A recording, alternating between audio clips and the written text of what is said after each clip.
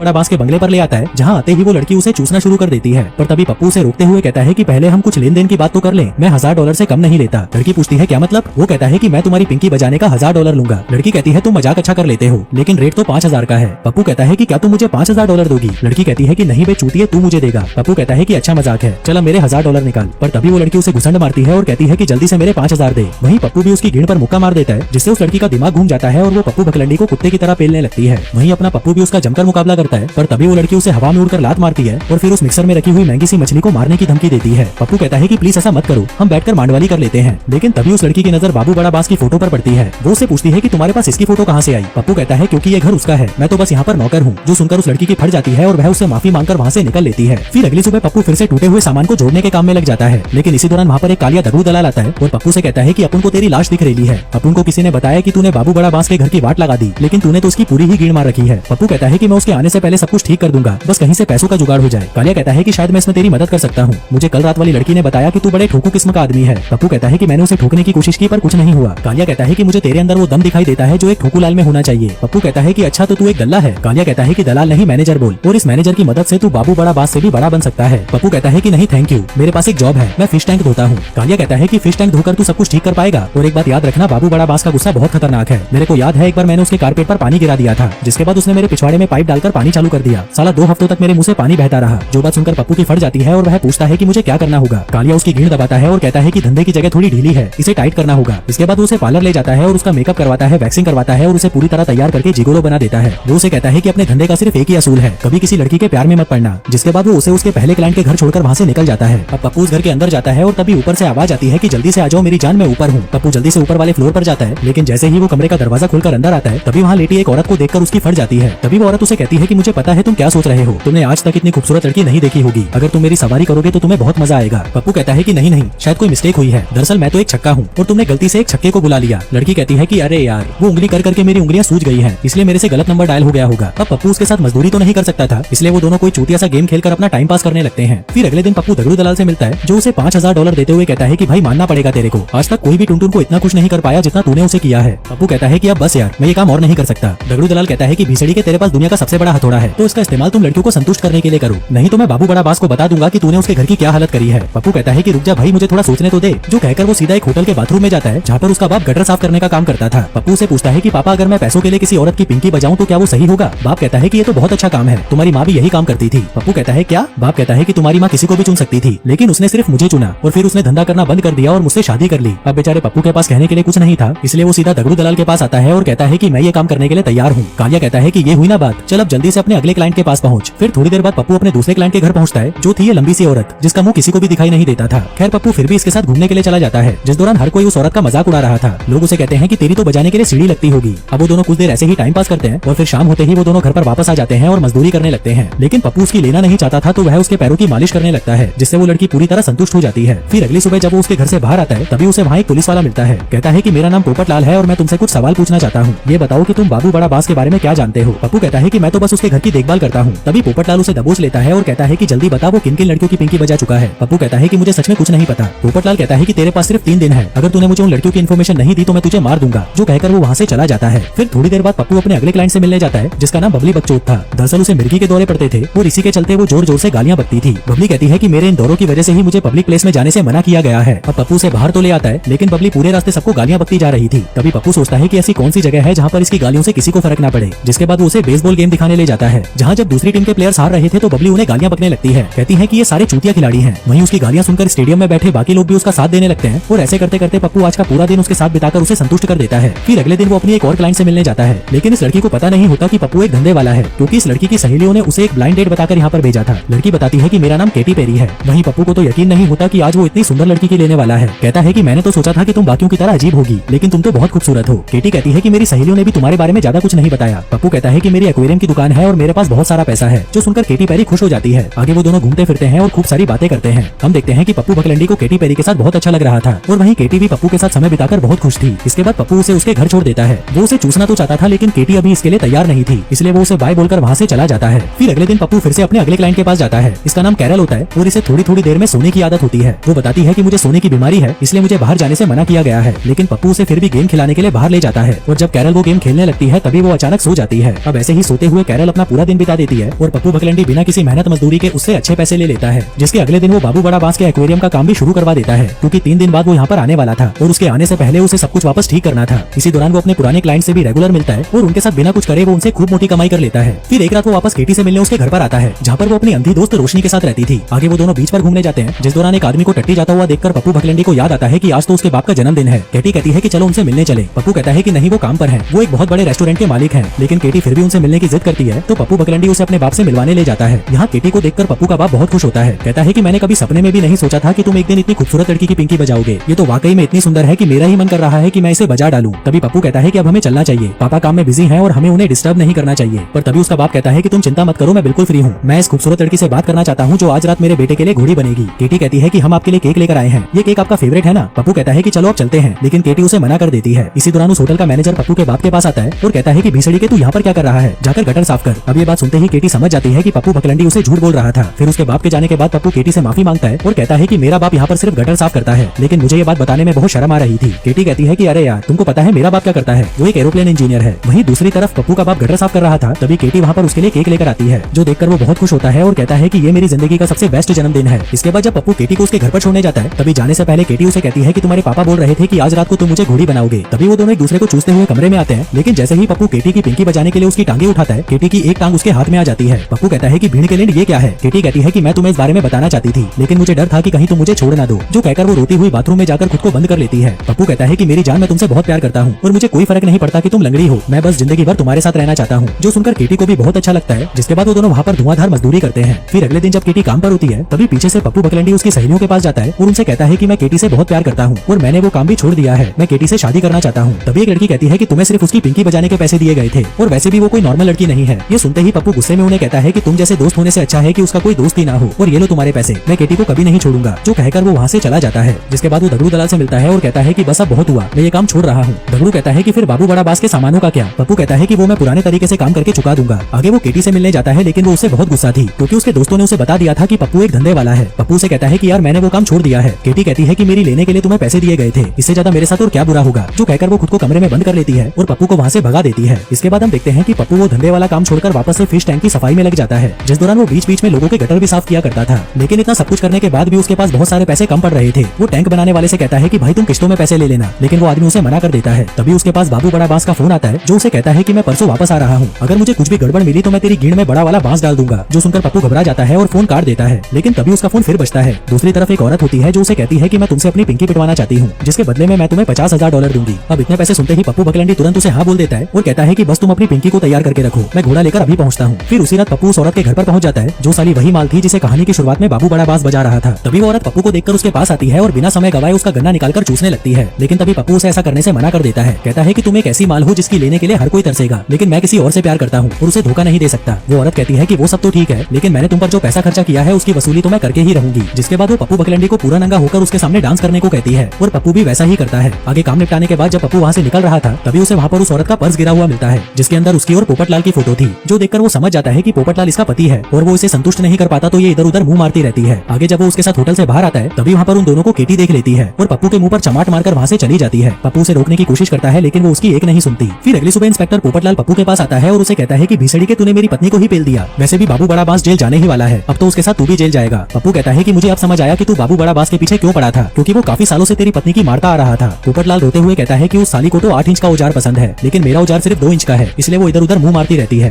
पप्पू कहता है कि ऐसा कुछ नहीं है, तेरी वाइफ का 9 इंच के औजार से कोई लेना देना नहीं है, बस तुझे ये जानना पड़ेगा कि तेरी पत्नी तुझसे क्या चाहती है। जिसके बाद वो उसे वही डांस सिखाने लगता है जिसको देखकर उसकी पत्नी गर्म हो जाया करती थी। जिसके बाद हम देखते हैं कि पोपटलाल और उसकी पत्नी के बीच में सब कुछ ठीक हो जाता है, पर क्योंकि पप्पू बकलंडी का नाम बाबू बड़ा बांस से जुड़ा हुआ था, इसलिए उसके साथ साथ पप्पू बकलंडी पर भी केस हो जाता है। फिर अगले दिन कोर्ट की सुनवाई शुरू होती है, जहाँ पप्पू बकलंडी पर अलग अलग औरतों के साथ पैसे लेकर मजदूरी करने के इल्जाम लगाए जाते हैं। लेकिन इससे पहले कि जज कोई फैसला सुनाता, वहाँ पर वो सभी लड़कियां आती हैं जिनके साथ पप्पू बकलंडी समय गुजारा करता था, और वो अपनी गवाही में बताती हैं कि पप्पू बकलंडी ने कभी भी हमारे साथ मजदूरी नहीं करी, बल्कि उसने तो हमें ऐसा फील करवाया कि हम भी बाकी लड़कियों की तरह नॉर्मल हैं, जबकि समाज ने तो हमें कब का धिक्कार दिया था। वहीं उन लड़कियों के बयान सुनने के बाद जज पप्पू बकलंडी को समाज सेवी मानकर उसे बाइज्जत बरी कर देता है। वहीं दूसरी तरफ हम केटी को देखते हैं जो एक हॉस्पिटल में काम करती थी, पर तभी वहाँ पर पप्पू बकलंडी मरीज बनकर आता है और उससे अपनी गलतियों की माफी मांगता है। कहता है कि मेरी जान, मुझसे बहुत बड़ी गलती हो गई, मुझे पहले ही तुम्हें सब कुछ सच बता देना चाहिए था, लेकिन मेरी फटी पड़ी थी कि कहीं तुम मुझे छोड़ ना दो, पर विश्वास करो मेरी जान, मैं तुमसे बहुत प्यार करता हूँ। जो सुनकर केटी भी इमोशनल हो जाती है और उसे वहीं पकड़कर चूसने लगती है। फिर अगले दिन हम देखते हैं कि बाबू बड़ा बांस वापस न्यूयॉर्क पहुंच जाता है और वहीं उसके घर पहुंचने से पहले ही पप्पू बकलंडी और सभी लोग मिलकर कर उसके घर को वापस पहले जैसा कर देते हैं। बस उसकी फेवरेट मछली टैंक में डालनी बाकी थी, लेकिन तभी वो अंधी रोशनी उस मछली का शेक बना देती है जिसकी कीमत $1,00,000 थी। वहीं पप्पू की ये देखकर फट जाती है। वो भागता हुआ मछली की दुकान पर जाता है और वही मछली खरीद कर कुत्तों की तरह भागता हुआ बाबू बड़ा बास के घर पहुंचने से पहले ही उस मछली को उस टैंक में डाल देता है। तभी बाबू बड़ा बास भी वहाँ पर आ जाता है और उसे देखकर सभी लोग छुप जाते हैं। वो कहता है कि तुम तो यार घर का अच्छा ख्याल रख लेते हो। पप्पू कहता है कि अब मुझे चलना चाहिए। तभी बाबू बड़ा बास पूछता है कि ये क्या है, तुम यहाँ पर पार्टी कर रहे थे? पप्पू कहता है कि हाँ, तुम्हारे आने की खुशी में। जिसके बाद वो उस मछली के शेक को पीने लगता है और कहता है कि साला ये तो बहुत कड़क है। जिसके बाद वो अपनी फेवरेट मछली देखता है जो उसे ठीक लग रही थी, लेकिन तभी वो टैंक अचानक टूट जाता है। पप्पू कहता है कि मैं थोड़े दिनों के लिए जिगलो बना था, लेकिन मैंने तुम्हारे कस्टमर को छुआ भी नहीं और मैं ये एक्वेरियम को भी ठीक करवा दूंगा। जो सुनकर बाबू बड़ा बास गुस्सा हो जाता है और उस पर एंटीक हथियारों से हमला कर देता है, लेकिन पप्पू किसी तरह से उनसे बच जाता है। आगे वो उस पर तीर से हमला करने लगता है, पर तभी वहाँ पर वो मोटी टुनटुन आकर उस तीर को अपने ऊपर ले लेती है। अब सबको लगता है कि वो टपक जाएगी, लेकिन उस मोटी को इससे घंटा कोई फर्क नहीं पड़ता। इसी दौरान वहाँ पर पोपट लाल आ जाता है और बाबू बड़ा बास से कहता है कि आखिर मैंने तुम्हें ढूंढ ही लिया। जिसके बाद वो उसे गिरफ्तार कर लेता है। तभी कब्र में से रोशनी और कालिया बाहर आते हैं जो काफी देर से वहाँ पर मजदूरी कर रहे थे। तभी मजदूरी के बाद रोशनी अचानक देखने लग जाती है। वहीं पप्पू बकलंडी और केटी पेरी अब एक साथ थे और वो दोनों साथ में बहुत खुश थे। और दोस्तों, इसी के साथ ही ये कहानी यहीं खत्म हो जाती है। धन्यवाद।